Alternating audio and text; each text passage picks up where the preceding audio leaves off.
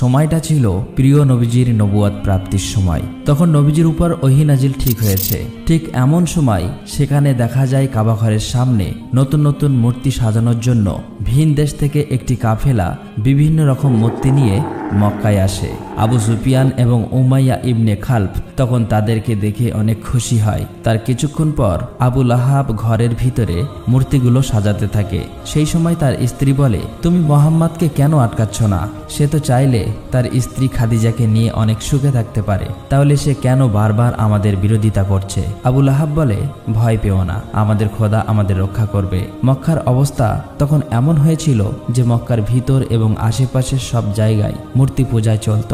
সকলেই তখন চারিদিকে আল্লাহর সাথে শিরিকে লিপ্ত হয়ে যায়। এদিকে মুহাম্মদ সাল্লাল্লাহু আলাইহি ওয়াসাল্লামের উপর হেরা গুহায় ওহী নাজিল হতে থাকে। 3 দিন পর রাসূল সাল্লাল্লাহু আলাইহি ওয়াসাল্লাম প্রচণ্ড জ্বর গায়ে বাড়ি ফিরলে তার সাহাবীরা এবং চাচা আবু তালেব তার জন্য দুশ্চিন্তা করতে থাকে। আবু সুফিয়ান, উমাইয়া এবং মক্কার নেতারা একদিন আবু তালেবের বাসায় গিয়ে তাকে হুমকি দিয়ে বলে, মুহাম্মদ সাল্লাল্লাহু আলাইহি ওয়াসাল্লাম যেন ভালো হয়ে যায়, তার এই সকল কাজ যেন খুব তাড়াতাড়ি বন্ধ করে দেয়। প্রয়োজন হলে তারা মুহাম্মদ সাল্লাল্লাহু আলাইহি ওয়াসাল্লামকে মক্কার নেতা বানাবো এবং তাকে অনেক ধনসম্পত্তি দান করব। কিন্তু রাসূল সাল্লাল্লাহু আলাইহি ওয়াসাল্লাম তখন তাদের সকল কথা প্রত্যাখ্যান করে দেয়। এদিকে উতবা ইবনে রাবিয়ার ছেলে হুজাইফাকে ইসলাম ধর্ম গ্রহণ করার জন্য শাসন করতে থাকে। পরে ইবনে হুজাইফার বোন, যে কিনা আবু সুফিয়ানের স্ত্রী, এবং তার ভাই ওয়ালিদ ও তার বিরোধিতা করতে থাকে।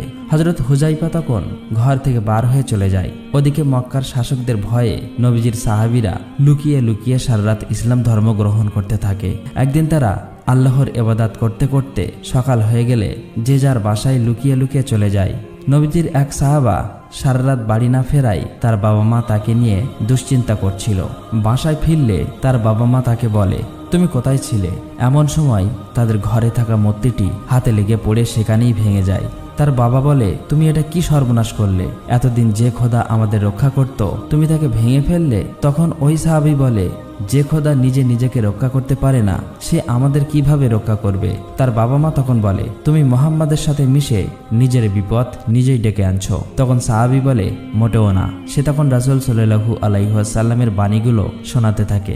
এক পর্যায়ে তার বাবা মা তাদের ভুলগুলো সব বুঝতে পারে এবং ইসলাম ধর্ম গ্রহণ করে নেয়। পরের দিন মক্কার নেতারা এসব জানতে পেরে ওই সাহাবীকে ডেকে আনে। সকলেই ওই সাহাবীর সামনে রাসূল সাল্লাল্লাহু আলাইহি ওয়াসাল্লামের সম্পর্কে হাসি ঠাট্টা করতে থাকে।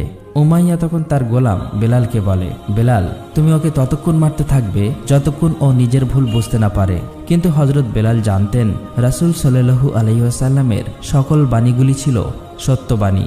সে মনে প্রাণে আল্লাহকে ভয় করতেন। ফলে সে তার মনিব উমাইয়ার মুখে বলে দেয়, না, এটা আমি কখনোই করতে পারবো না।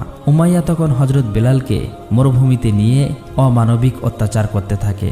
তখন সেখানে নবীজির পালক পুত্র জাহেদ আসে এবং বলে, আবু বকর এই গোলামের জন্য 200 দিনার দিতে রাজি আছে, তুমি তাকে মুক্ত করে দাও। উমাইয়া তখন এই দিনারগুলো দেখে হযরত বেলালকে মুক্ত করে দেয়।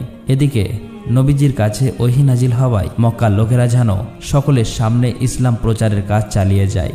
আল্লাহর হুকুমে সাহাবীরা সকলেই একত্রিত হয়ে মক্কা শহরে ইসলাম প্রচার করতে থাকে। তারা সকলেই দলবদ্ধ হয়ে কাবা ঘরের দিকে অগ্রসর হতে থাকে। মক্কার কাফের মুশরিকরা তখন নানাভাবে তাদেরকে অত্যাচার করতে থাকে। অনেক কষ্ট সহ্য করে তারা শেষমেশ কাবা ঘরের সামনেই পৌঁছাতে সক্ষম হয়। রাতে আবু সুফিয়ান এবং তার স্ত্রী কথা বলছিল। আবু সুফিয়ানের স্ত্রী তখন তাকে বলে, কিভাবে একজন অশিক্ষিত ব্যক্তির মুখ থেকে এত সুন্দর এবং সত্যবাণী বার হয়? আবু সুফিয়ান তখন বলে, যেভাবে দিন দিন তার অনুসারীরা বৃদ্ধি পাচ্ছে, আমাদের কিছু একটা করতেই হবে। আমরা প্রথমে মুহাম্মাদের দুর্বল এবং অসহায় অনুসারীদেরকে অত্যাচার ও নির্যাতনের মাধ্যমে ইসলাম ধর্ম ত্যাগ করতে বাধ্য করব। যেই বলা সেই কাজ। পরের দিন সুফিয়ান এবং তার বিভিন্ন গোত্রের নেতারা মিলে অসহায় ও দুর্বল মানুষদের তুলে আনে এবং তাদের উপর চালাতে থাকে প্রচণ্ড অমানবিক অত্যাচার ও নির্যাতন করতে করতে এক পর্যায়ে আবু জাহেল সুমাইয়া রাদিয়াল্লাহু তাআলা আনহাকে আঘাত করে মেরে ফেলে। একটু পরে সেখানে হামজা আব্বাস রাদিয়াল্লাহু তাআলা আনহু নবীজির পালক পুত্র জাহেদ আসলে সেখানে সাহাবীদের অবস্থা খুবই মর্মান্তিক দেখে জায়েদ বলে, তোমরা আবিসিনিয়ায় চলে যাও, কারণ সেখানকার শাসক ছিল অত্যন্ত ন্যায়পরায়ণ এবং ধার্মিক একজন খ্রিস্টান বাদশার কাছে। তাই সকলেই কথা মতো সেখানে চলে যেতে থাকে। এদিকে আবু সুফিয়ান তাদের এই খবর জানতে পেরে তার একটি সহকর্মীকে বলে, তুমি আবু সিরিয়ায় চলে যাও, সেখানে গিয়ে তারা কি করছে সমস্ত খবরাখবর আমাকে বলবে। তখন তাকে আবু সিরিয়ায় পাঠিয়ে দেয়, কেননা মক্কার বাইরে যদি আবু সুফিয়ানের এসব কর্মকাণ্ড শুনে ফেলে তাহলে তার ব্যবসা বাণিজ্যের অনেক ব্যাঘাত ঘটবে। আবু সুফিয়ানের লোকটি সাথে সাথে সেই রাজ্যে চলে যায়। ওদিকে আবু সিরিয়ার রাজা তার সবাই প্রবেশ করতেই সকলেই মাথা নত করে তাকে সম্মান করে। মক্কা থেকে আসা ওই সাহাবীরা তাকে দেখে মাথা নত করেনি। তখন সেই রাজা তাদেরকে জিজ্ঞেস করে, তোমরা কেন আমার সামনে মাথা নত করনি? সাহাবীরা তখন বলে, আমরা আল্লাহ ছাড়া আর কারো সামনে মাথা নত করি না। আমাদের নবী আপনার কাছে পাঠিয়েছেন, কারণ তিনি বলেছেন আপনি একজন সত্যবাদী এবং ন্যায়পরায়ণ বাদশাহ। হযরত আব্বাস তখন নবীজির অনেকগুলো বাণী সকলের সামনে তুলে ধরেন। বাদশাহ তখন অবাক হয়ে যায়, কারণ তাদের নবী ঈসা আলাইহিস সালামও একই কথা বলে গিয়েছেন। বাদশাহ তখন বুঝতে পারে এটি হয়তো সত্য নবী। তখন সে আবু সুফিয়ানের লোকটিকে বলে, পাহাড় পরিমাণ সম্পদের বিনিময়েও আমি তাদেরকে তোমার হাতে তুলে দেব না। অতঃপর আবু সুফিয়ানের লোকটি চুপচাপ সেখান থেকে চলে আসে এবং বলে, ওখানকার বাদশাহ বলেছে পাহাড় পরিমাণ সম্পদ দিলেও তাদেরকে ফেরত পাঠাবে না। আবু সুফিয়ান সকল কিছু জানতে পেরে খুবই হতাশ হয়ে যায়। আবু সুফিয়ান তখন বলে, মক্কা থেকে হযরত মুহাম্মদ সাল্লাল্লাহু আলাইহি ওয়াসাল্লামের সকল অনুসারীকে বের করে দাও, তাদের উপর অমানবিক অত্যাচার চালাও, যাতে তারা ইসলাম ধর্ম ত্যাগ করতে বাধ্য হয়। কথা মতো পরের দিন থেকে মুহাম্মদ সাল্লাল্লাহু আলাইহি ওয়াসাল্লামের সকল অনুসারীকে বার করে তুলে আনে এবং তারা আবারও সকলের উপর চালাতে থাকে অমানবিক অত্যাচার ও নির্যাতন। আবু সুফিয়ান ঘোষণা করে, মক্কার কেউ যেন তাদের কোনো সাহায্য না করে। যদি কেউ সাহায্য করে তাহলে তাকে কঠিন শাস্তি ভোগ করতে হবে। তাই আর কোনো উপায় না দেখে মুহাম্মদ সাল্লাল্লাহু আলাইহি ওয়াসাল্লাম তার সকল অনুসারীকে নিয়ে মক্কার মরুভূমির খোলা প্রান্তরে চলে যায়। সেখানে থাকতে হয়েছিল 3টি বছর। এই 3টি বছর তাদের ভোগ করতে হয়েছিল ক্ষুধার যন্ত্রণা এবং অমানবিক অত্যাচার নির্যাতন। কিন্তু মুহাম্মদ সাল্লাল্লাহু আলাইহি ওয়াসাল্লামের জীবনের সবচাইতে কষ্টের মুহূর্তগুলো তখনও বাকি ছিল।